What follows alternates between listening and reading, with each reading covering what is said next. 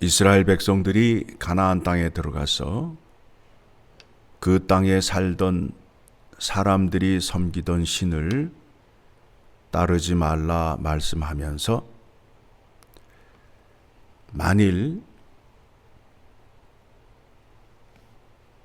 내 이웃이나 형제 가운데에서 다른 신을 섬기자 하는 자가 있거든 네가 먼저 돌로 쳐 죽이라고 말하고 있어요.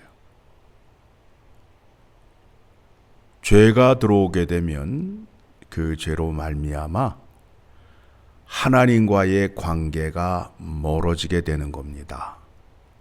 자, 오늘 말씀을 보게 되면 1절입니다. 너희 중에 선지자나 꿈꾸는 자가 일어나서 이적과 기사를 내게 보이고 우리를 유혹을 해요.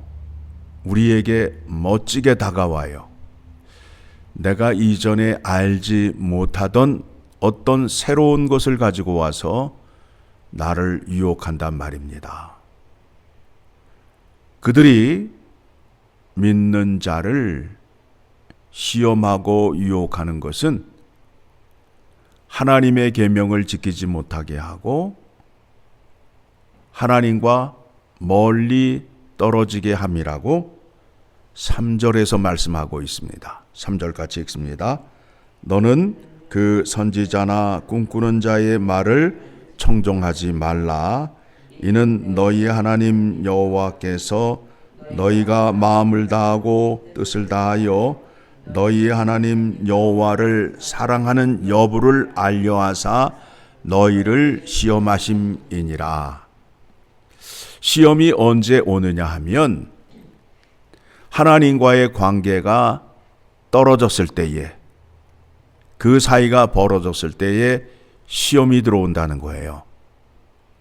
나에게 시험이 들어왔어요. 그러면 그 문제가 누구에게 있느냐 하면 나에게 있다는 거예요. 내가 하나님을 전심전력하여 사랑하지 않았기 때문에 시험이 들어온다는 거예요.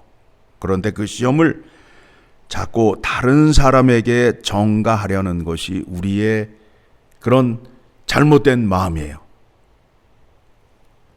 내가 시험 든 것은 나의 문제가 아니라 주변의 문제라고 말씀하는 분들이 있어요.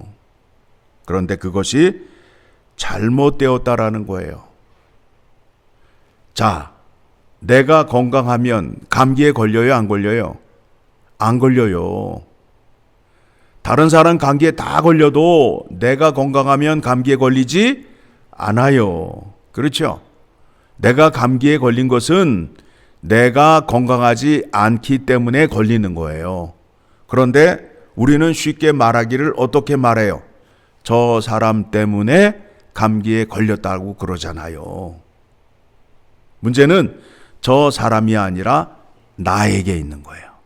나에게. 내 믿음이 건강하면 시험에 들리지 않아요. 내가 건강하면 감기에 걸리지 않아요. 그거를 깨달으셔야 돼요. 그거를 깨달으셔요. 마지막 때가 되면 거짓 선지자들이 많이 일어나게 됩니다. 여러분, 지금 우리가 이 땅에 살아가면서 들려오는 소리 가운데에 진리가 많을까요? 거짓이 많을까요? 거짓이 엄청나게 많아요.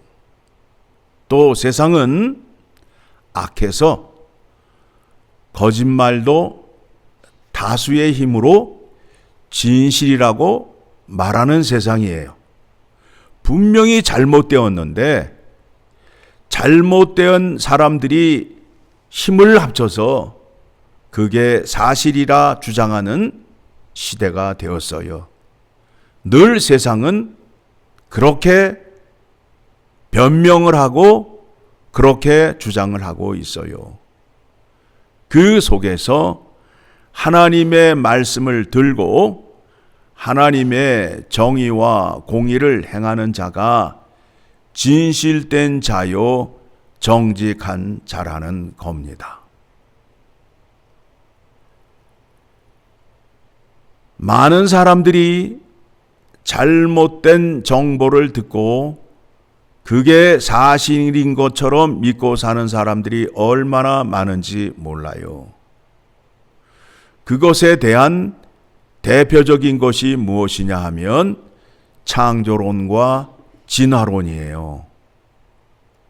그 사람들은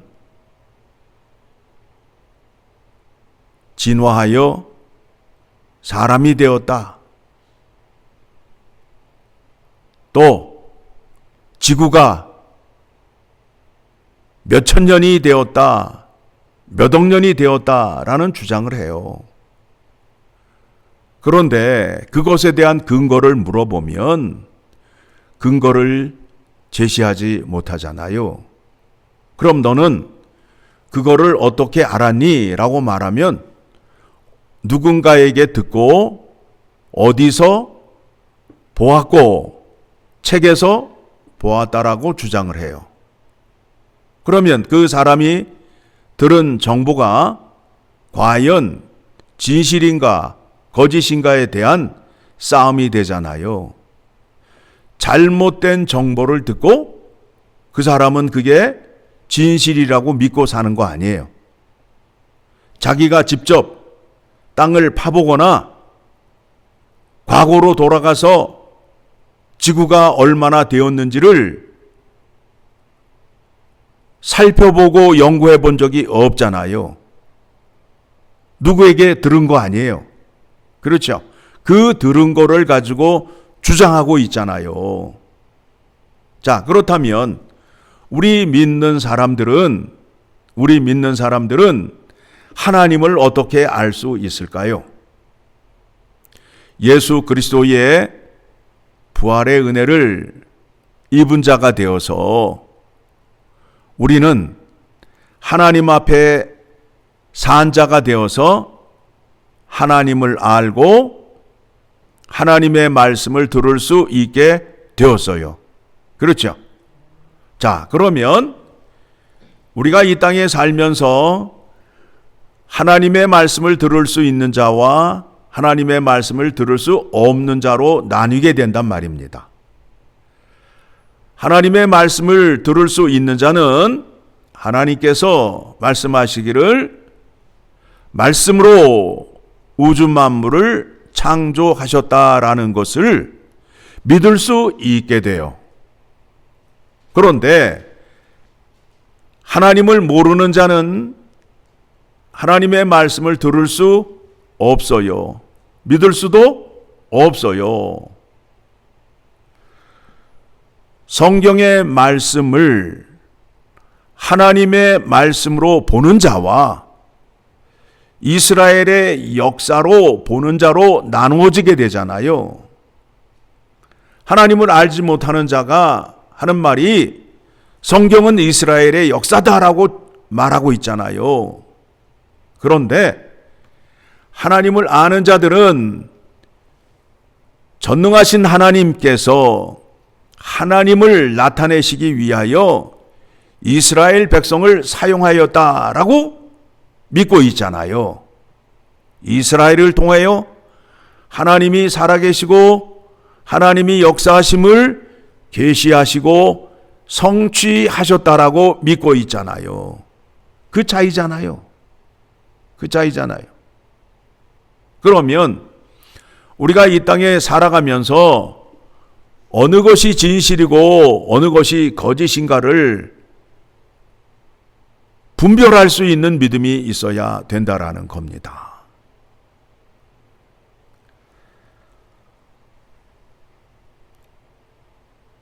예루살렘이 멸망할 때에도 거짓 선지자들이 많이 일어났어요. 그 거짓 선지자와 맞서 싸운 자가 누구냐 하면 예레미야예요. 그런데 백성들이 예레미야 선지자의 말보다 거짓 선지자의 말을 더 좋아하고 더 많이 따랐어요. 예레미야 선지자는 여호와 하나님께 회개하고 돌아와라. 하나님의 말씀을 지켜 정의와 공의를 실행하는 예루살렘이 되어야 된다라고 외치고 있어요. 그런데 거짓 선지자들은 아니다. 이곳에 하나님이 계심으로 인하여 예루살렘은 망하지 않는다. 설령 포로로 잡혀간다 할지라도 2년이면 다시 돌아온다 라고 주장을 해요. 그런데 하나님께서는 이 백성들을 포로로 잡혀가서 70년 동안 종살이를 하고 돌아오겠다라고 예레미야 선지자를 통하여 말씀하였어요. 백성의 입장에서 누구의 말이 더 달콤해요? 거짓 선지자의 말이 달콤하잖아요. 그 달콤함에 넘어감으로 인하여 하나님과의 관계가 멀어지게 된다라는 겁니다. 오늘 본문의 3절의 말씀에도 그러하고 예레미야 23장 말씀 보도록 하겠습니다. 예레미야 23장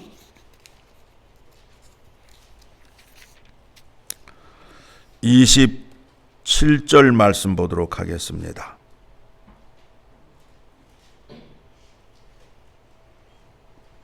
같이 읽습니다. 그들이 서로 꿈꾼 것을 말하니 그 생각인즉 그들의 조상들이 바알로 말미암아 내 이름을 잊어버린 것 같이 내 백성으로 내 이름을 잊게 하려 함이로다. 여러분, 거짓 선지자의 목적은 뭐라고요? 여호와 하나님의 이름을 잊게 하는 거예요. 하나님과의 관계를 떨어지게 하는 거예요. 거짓 선지자는 자기의 생각으로 말하는 자이며 하나님과의 관계를 멀리 떨어지게 하여 하나님께 영광을 돌리지 못하게 함으로 인하여 여호와 하나님께서 약속한 복을 받지 못하게 하는 거예요. 나에게 유익이 되는 것처럼 다가오지만 결과로는 나를 사망으로 인도하는 것이 거짓 선지자의 목적이라는 거예요. 그래서 다시 본문으로 돌아와서 5절의 말씀 같이 읽습니다. 그런 선지자나 꿈꾸는 자는 죽이라. 이는 그가 너희에게 너희를 애굽 땅에서 인도하여 내시며 종되었던 집에서 속량하신 너희 하나님 여호와를 배반하게 하려 하며 너희 하나님 여호와께서 내게 행하라 명령하신 도에서 너를 꿰어내려고 말하였음이라. 너는 이같이 하여 너희 중에서 악을 제할지니라. 자, 하나님께서 복 주시는 방법이 뭐라 말씀하셨죠? 순종이란 말입니다. 하나님의 명령과 규례를 지켜 행하여야 돼요. 그거를 지키지 못하게 하기 위하여 마치 새로운 것, 좋은 것을 말하는 것처럼 하면서 꿈꾼 얘기를 한단 말입니다. 거기에 속아 넘어가시면 안 돼요. 하나님께 복받는 비결은 다른 방법이 없어요. 그렇죠? 하나님의 말씀을 듣고 순종하는 자리로 나가는 것 이외에 다르게 복받는 방법이 없다라는 거예요. 없다라는 거예요. 여러분이 계명을 지키셔야 담대히 하나님 앞으로 나아갈 수 있어요. 자, 말씀 찾아드립니다. 요한일서 3장을 가게 되면 21절 같이 읽습니다. 사랑하는 자들아, 만일 우리 마음이 우리를 책망할 것이 없으면 하나님 앞에서 담대함을 얻고 무엇이든지 구하는 바를 그에게서 받나니 이는 우리가 그의 계명을 지키고 그 앞에서 기뻐하는 것을 행함이라. 그렇죠? 계명을 지키셔야 돼요.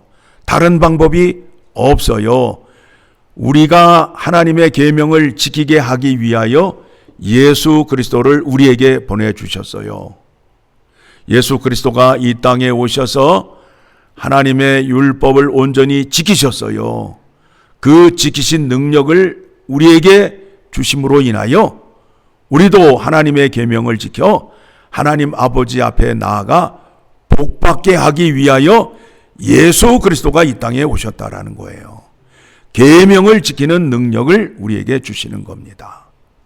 이 말씀 붙잡고 승리하는 여러분 되시기를 간절히 소망합니다.